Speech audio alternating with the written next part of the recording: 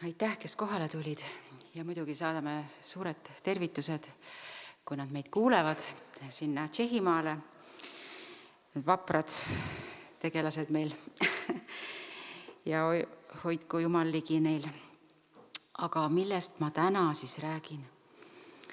Tänane jutlus on sõnast tetelestei. See tuli mulle ette, millest ma mitte midagi ei teadnud, aga ometi me kõik peaksime seda teadma. Ja ma räägingi täna Jeesuse viimastest lausetest. Jeesus lausus ristil 7 lauset. Me kõik teame neid. Aga kas me oskame nad kõik kokku panna ja kas me mõistame, mida Jeesus sellega öelda tahtis? Esimene lause, mis Jeesus ristil ütles, Luuka 23:34 ütleb: Isa, anna neile andeks, sest nad ei tea, mida nad teevad. Jeesus andis andeks just nende inimeste eest, kes teda tapsid.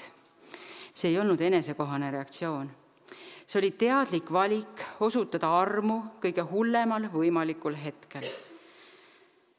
Kui Jeesus suutis ristil alles andestada, millist vimma sa saaksid ikka veel endas hoida?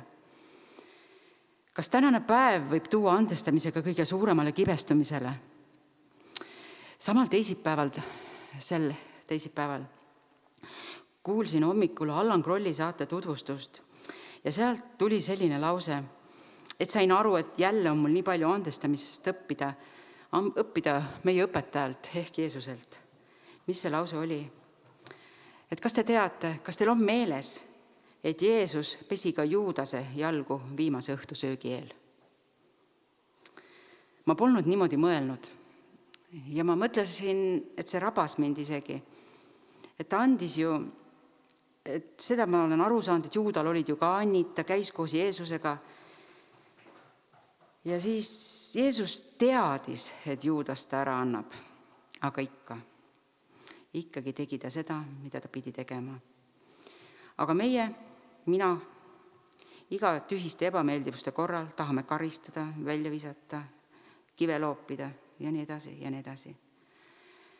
Ka meie peame aru andma endale, et kui me ei andesta, me teeme surmapattu, andestamatuse pattu, ka ei saa me Jeesuse juurde, nii ütleb Jumala sõna, et kui su käest palutakse andeks, pead sa seda ka tegema, andma koos meeleparandusega andeks.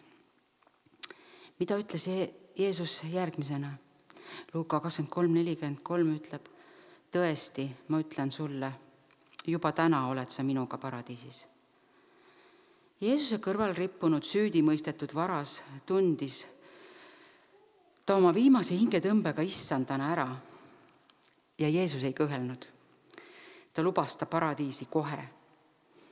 See on hetk, mis tõestab, et pääste pole kunagi kättesaamatu, ükskõik kui hilja see ka ei tunduks.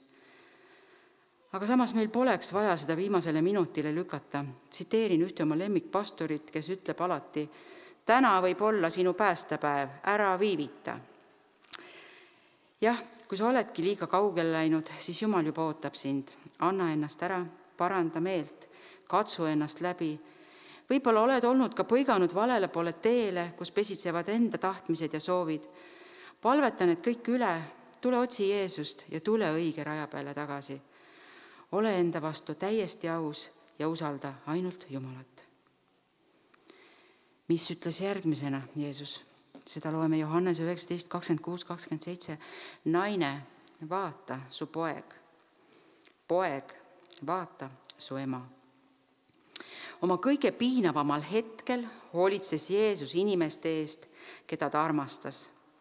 Ta usaldas oma ema Maarja, oma jüngri Johannese hoolde. Isegi ristil on Jeesus eeskujuks, milline näeb välja teiste ohvrimeelne armastamine. Kas meil on suhted oma vanemate ja lastega korras? Kas me armastame ja austame oma vanemaid? Kas lapsed austavad meid? Kas me oleme andnud oma parimaid neid kasvatada, juhtida, toetada? Kas nad on vastutustundlikud, hoolitsevad? Kas me päriselt tahame oma ligimisele head või tahame hoopis enda ego tõstmist? Me peame olema ausad Jumala ees, sest täna maksis ta oma vere hinna meie eest. Kas me tahame võib-olla hoopis olla kellegi teise moodi või kellestki parem või laseme kadedusel süttida. Pange maha kogu kurjus ja vaen. Täna me peame vaatama Jeesuse peale ja parandama need vead. Johannes 19:28 me loeme, et Jeesus ütleb, mul on janu. Need 3 sõna on kõige inimlikum asi, mida Jeesus ristil ütles ja ka üldse. Selleks hetkeks oli ta füüsiliselt kurnatud ja täielikus janus, veepuuduses. Kuid tema janu oli ju sügavam kui vesi. Ta janunes, et tema rahvas mõistaks tema armastust ja armastaks teda vastu. Ja kui ta hüüdis, andsid nad talle häädikat. Meie vastame samamoodi, pakkudes Jumalale hajameelses südame haput veini. Mõned meist vaikivad, kui tema meid kutsub. Mõned teevad ise oma plaanid ja ei oota tema juhtimist. Mõned kirjutavad endale volitusi ja ameteid, millest Jumal midagi ei ole kuulnud.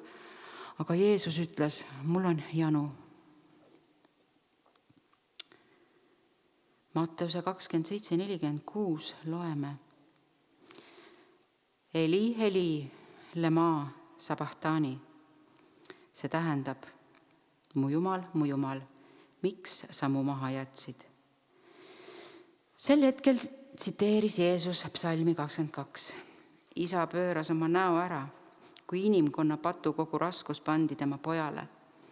Kas olete kunagi tundnud, et Jumal on eemal, siis need sõnad tuletavad teile meelde, et ka Jeesus tundis seda. Jeesus ka tundis isast lahus olekut. Ja meie ka tunneme seda vahel. Aga siit me saame aru, et tegelikult on Jumal alati lähedal ja olemas. Võib-olla oleme meie oma fookuse ekslema ajanud. Pöörame siis oma pilgud Jeesusele ja tunnetame, et ta on lähedal ja on olemas. Ta on alati olemas.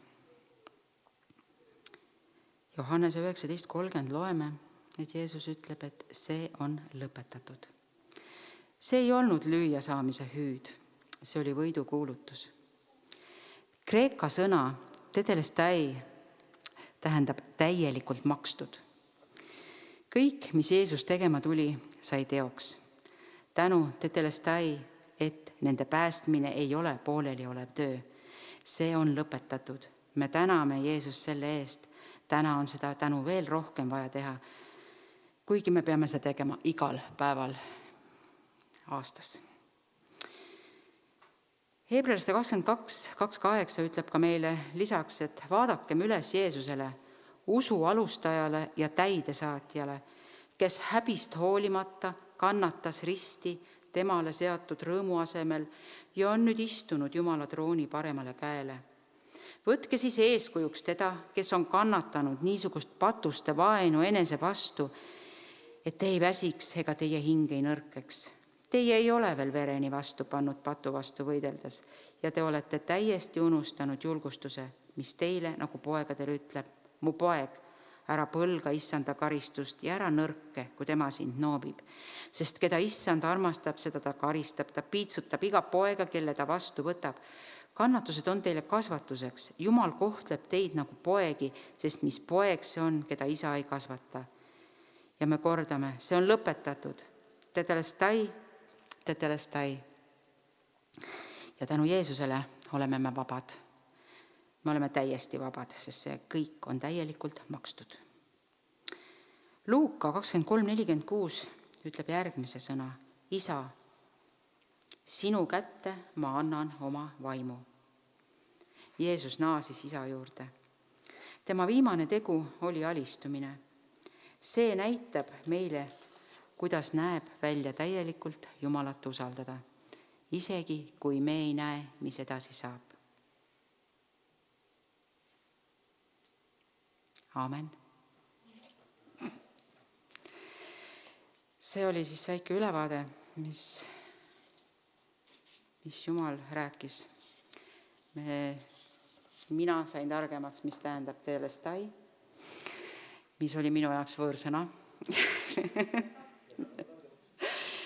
Ja et kuna me teame, et ajalooliselt täna, siis maksis Jeesus selle hinna.